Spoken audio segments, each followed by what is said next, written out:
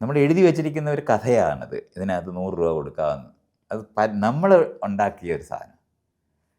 India, Keralam ഇതൊക്കെ മനുഷ്യനിർമ്മിതമാണ്.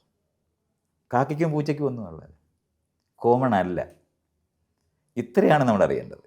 അപ്പോൾ മലയാള ഭാഷ മനുഷ്യനിർമ്മിതമായിരിക്കുന്ന പോലെ, തമിഴ് ഭാഷ മനുഷ്യനിർമ്മിതമായിരിക്കുന്ന പോലെ നമ്മളെല്ലാവരും നിർമ്മിച്ചുണ്ടാക്കിയ സ്ഥലങ്ങളുണ്ട്. അങ്ങനെയാണ് നമുക്ക് കൊച്ചി ഉണ്ടായത്, നമുക്ക് തൃശ്ശൂർ ഉണ്ടായത്.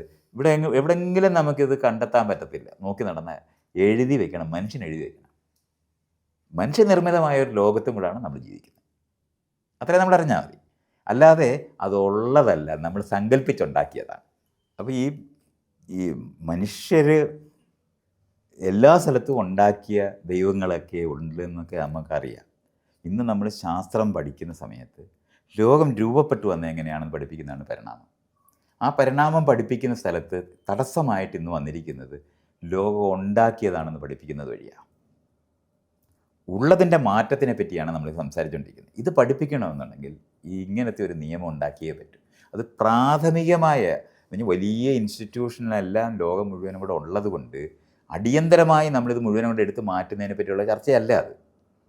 പക്ഷേ ലോകത്തിനെ പറ്റിയുള്ള അറിവ് നമുക്ക് കൊടുക്കണമെന്നുണ്ടെങ്കിൽ വ്യത്യസ്തമായി മനസ്സിലാക്കേണ്ടതുണ്ട്. ഇന്ന് നമ്മുടെ സമയത്തിൻ്റെ 90% രാവിലെ എണ്ണീറ്റിട്ട് നമ്മളൊരു ഒരു അപകടം പറ്റിയാൽ നമ്മുടെ സമയം ഏറ്റവും കൂടുതൽ ചിലവഴിക്കുന്നത് ഈ ദൈവത്തിനെ പിടിച്ച് ഇത് കറക്റ്റാക്കാൻ പറ്റുന്നില്ല. യഥാർത്ഥം ചെയ്യേണ്ട കാര്യങ്ങളല്ല ചെയ്യുന്നത്. സമയവും പണവും എല്ലാം നമ്മുടെ രണ്ടും റിസോഴ്സസ് എന്നുള്ളതാണ് നമ്മൾ പണം എന്ന് പറയുന്നത്. റിസോഴ്സസും ടൈമും ഇത് രണ്ടും നമ്മൾ ഇതിനു വേണ്ടി എന്തുമാത്രം ചിലവഴിക്കുന്നതെന്ന് ആലോചിച്ചു. എത്ര ദിവസങ്ങളാണ് ഈ അമ്പലത്തിനും പള്ളിയുടെ ഒക്കെ ചുറ്റിനും ആൾക്കാർ പോയി കുത്തിയിരിക്കുന്നത് പ്രശ്നം പരിഹരിക്കാനാണെന്ന് നമ്മളൊന്ന് ആലോചിച്ച് നോക്കണേ. ഇങ്ങനെ പെട്ടുപോയിരിക്കുന്ന ഒരു ജനതയ്ക്ക് നമ്മൾ ഈ കാര്യങ്ങൾ മനസ്സിലാക്കി കൊടുക്കണമെന്നുണ്ടെങ്കിൽ ഇതൊന്ന് ആരംഭിക്കേണ്ടതുണ്ട്.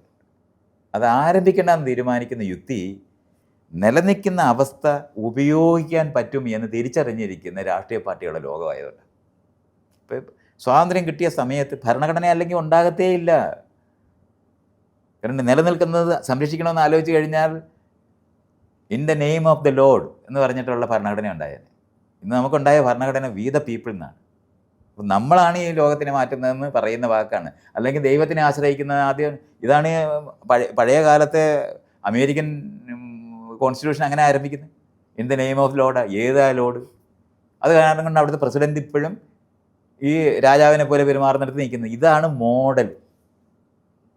നമുക്കിപ്പം മാറ്റാൻ പറ്റുന്നവരായി നിൽക്കുന്നു എന്നുള്ളതല്ലാതെ ഈ സിസ്റ്റം ഇങ്ങനെ തന്നെ നിൽക്കുകയാണ്. ഇത് അഴിക്കേണ്ടതുണ്ടെന്നുണ്ടെങ്കിൽ ഇത് മുഴുവൻ ഈ ഏരിയ പഠിപ്പിച്ചേ പറ്റും. അത് പറയാനും അവകാശം, എനിക്ക് അവകാശമുണ്ട് ഈ വിഷയം പറയാൻ. ഇപ്പോഴും നമുക്ക് ഇവിടെ മതവിമർശനം എന്ന് പറയുന്നതിന് വേണമെങ്കിൽ വ്യാഖ്യാനിച്ച് എന്നെ അറസ്റ്റ് ചെയ്ത് അവിടെ ജയിലിടാൻ പറ്റും. വ്യാഖ്യാനിക്കുന്ന ഒരു രീതിയുണ്ട്. ഇവർ രണ്ട് മതസ്പർദ്ധ ഉണ്ടാക്കുന്നതിന് വേണ്ടിയാണ് ഞാനിത് പറഞ്ഞതെന്ന് പറഞ്ഞാൽ അത് മതി. അത് ഉദ്ദേശിച്ചിട്ടില്ല, നമ്മൾ അങ്ങനെ പറയാനൊന്നും നമ്മൾ ഉദ്ദേശിച്ചിട്ടില്ല. നമ്മളൊരു മതത്തിനെയും സപ്പോർട്ട് ചെയ്യുന്നില്ല. പക്ഷേ ഇന്നത്തെ അവസ്ഥയ്ക്കകത്ത് മതപരമായിട്ട് നിന്നാൽ വോട്ട് കൂടുതൽ കിട്ടുമെന്ന് അറിയുന്നതാണ് കൊണ്ട് ഒരു വിശ്വാസമില്ലാത്തവരാണ് ഇവരെല്ലാവരും. പക്ഷേ വോട്ട് കിട്ടാനായിട്ട് ആളെ പറ്റിച്ച് പാവം പിടിച്ചവരെ ദരിദ്രവാസികളായി തുടരാനായിട്ട് നിർബന്ധിക്കുന്ന സ്ഥലത്താണ് ഈ ദരിദ്രരുടെ കൂട്ട് ദൈവത്തിന് പ്രാർത്ഥിക്കുന്ന ലോകത്താരെങ്കിലും ഉണ്ട്.